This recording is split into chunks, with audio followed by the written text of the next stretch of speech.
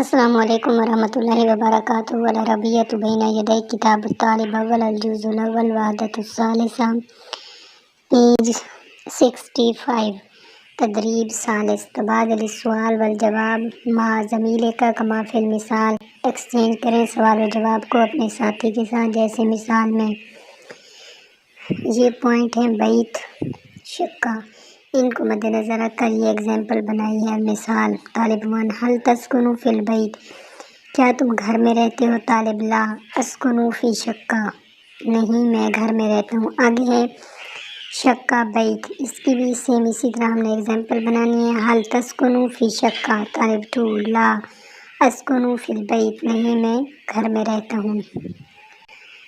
حی الجامع اور حی المطر، ان کو مد نظر رکھنا ہے اور سیم اسی طرح ایگزامپل بنانی ہے۔ مثال: طالب 1: هل تسكن في حی الجامع؟ کیا تم جامعہ کے یونیورسٹی سیکٹر میں رہتے ہو؟ طالب 2: لا اسكن في حی المطار، میں ایئرپورٹ کے سیکٹر میں رہتا ہوں۔ آگے ہے مکہ المدینہ، ان دو کو مد نظر رکھنا ہے اور سیم اسی طرح ایگزامپل بنانی ہے۔ طالب 1: هل تسكن في مکہ؟ طالب 2: لا اسكن في المدینہ، نہیں میں مدینہ میں رہتا ہوں۔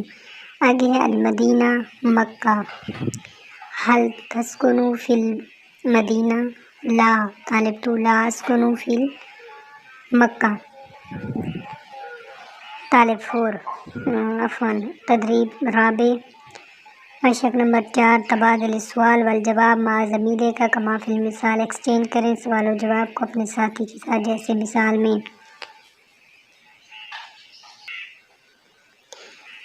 آگے یہ پوائنٹ ہے غرفۃ النوم ستارہ، ان کو مد نظر رکھ کر یہ ایگزامپل بنائی گئی ہے۔ طالب 1: ماذا تريد لغرفۃ النوم؟ تمہیں بیڈ روم کے لیے کیا چاہیے؟ طالب 2: اريد ستارۃ، مجھے پردے چاہیے۔ آگے ہے المطبخ ثلاجہ، اسی کو اسی طرح مثال بنانی ہے اوپر کی طرح۔ ماذا تريد للمطبخ؟ تمہیں کچن کے لیے کیا چاہیے؟ اريد ثلاجہ، مجھے فریج چاہیے۔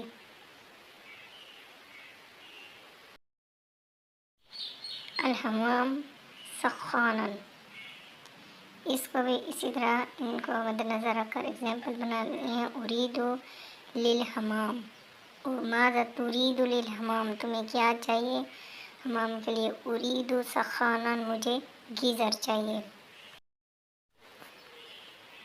غرفۃ الجلوس اریکہ، ماذا تريد للغرفۃ الجلوس؟ تمہیں کیا چاہیے لیونگ روم کے لیے؟ طالب 2: اريد اریکہ، مجھے صوفہ چاہیے۔ غرفۃ النوم سریر، ماذا تريد لغرفۃ النوم؟ تمہیں کیا چاہیے بیڈ روم کے لیے؟ اريد سریرا، مجھے بیڈ چاہیے۔ غرفۃ الجلوس سجادہ، اريد لغرفۃ الجلوس، کیا چاہیے بیڈ روم کے لیے؟ اريد سجادہ، مجھے کارپیٹ چاہیے یا جائے نماز کو بھی بولتے ہیں۔ المطبخ فرنا، اريد، ماذا تريد للمطبخ؟ تمہیں کیا چاہیے کچن کے لیے؟ اريد فرنا، مجھے اوون چاہیے۔ اللہ حافظ ناصر۔